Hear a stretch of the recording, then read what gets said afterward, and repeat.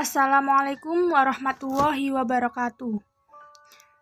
Sebelum saya memperkenalkan diri, saya akan memberi sedikit kata-kata mutiara untuk kalian. Jangan sirami hidupmu dengan kebencian, karena itu adalah penyakit yang mematikan kebaikan. Obatilah dengan merasa cukup dan menerima keadaan, namun tetap mencoba berusaha yang terbaik agar tidak menyesal kemudian.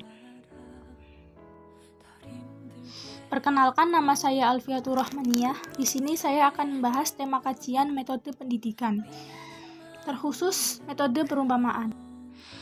Sedikit mengingat tentang metode perumpamaan. Perumpamaan itu bertujuan untuk menggambarkan sesuatu yang abstrak dengan sesuatu yang konkret agar mudah dipahami oleh manusia. Tentu saja, perumpamaan yang digunakan memiliki kesejajaran situasi antara yang diperumpamakan dengan situasi yang dijadikan perumpamaan. Walaupun metode perumpamaan memudahkan kita mengetahui hal-hal yang bersifat abstrak karena telah diumpamakan kepada hal yang konkret, namun hal inilah yang menjadikan riskan. Karena jika kita salah mengartikan perumpamaan tersebut, bisa jadi artinya keliru dari yang seharusnya. Terlebih lagi jika kita mempelajari Al-Quran. Al-Quran itu menjadi pedoman hidup seluruh umat manusia. Dan Allah menuliskan ayat dalam Al-Quran menggunakan bahasa yang sangat indah, dan tak jarang ayat Al-Quran yang Allah tuliskan menggunakan perumpamaan-perumpamaan. Di masa sekarang, banyak orang-orang awam yang tidak punya ilmunya menafsirkan ayat Al-Quran secara mentah-mentah, secara sembarangan, dan yang lebih ekstrimnya, ia ajarkan kepada banyak orang. Hal-hal seperti inilah yang menyebabkan orang-orang salah tafsir dengan apa yang Allah katakan dalam Al-Quran. Misal saja salah satu ayat yang mengandung perumpamaan yaitu Quran Surat Al-Baqarah ayat 26 yang artinya,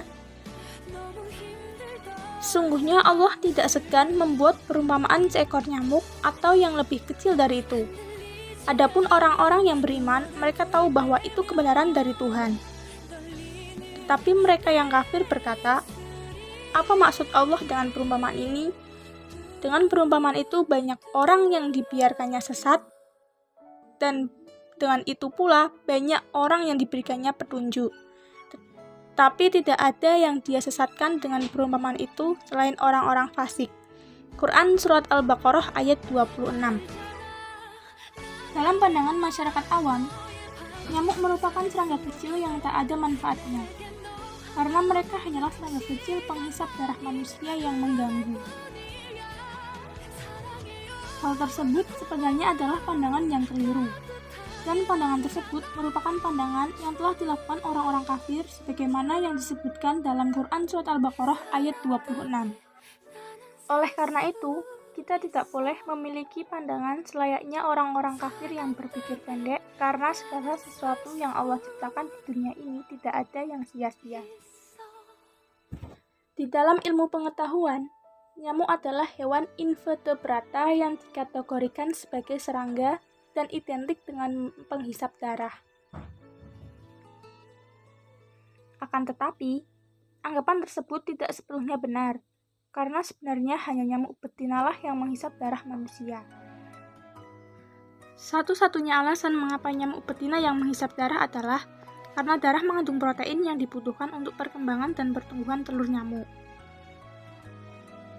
Dengan kata lain, nyamuk betina menghisap darah untuk mempertahankan kelangsungan hidup spesiesnya. Dengan demikian, perumpamaan dengan hewan tersebut perlu dikaji lebih mendalam dari segi ilmu pengetahuan agar rahasia yang ada di dalam amsal Al-Quran tersebut dapat kita pahami. Maka dari itu, para pengajar yang ingin menggunakan metode perumpamaan untuk mengajar ayat-ayat dalam Al-Quran dituntut untuk benar-benar mengetahui secara mendalam tentang apa yang akan ia ajarkan. Ada banyak cara yang bisa dilakukan pendidik sebelum mengajarkan materi kepada para siswa, agar apa yang ia sampaikan itu tidak keliru.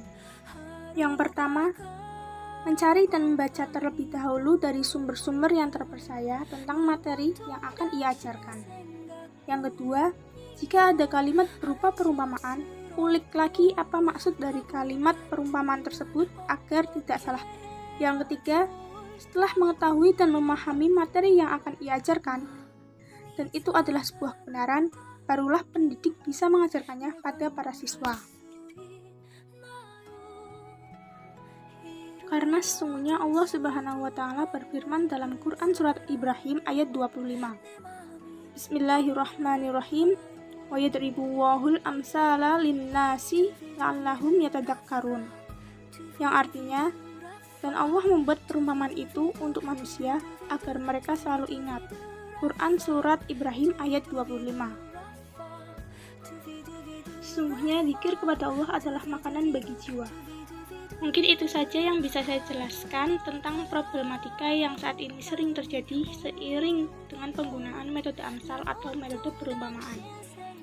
Assalamualaikum warahmatullahi wabarakatuh.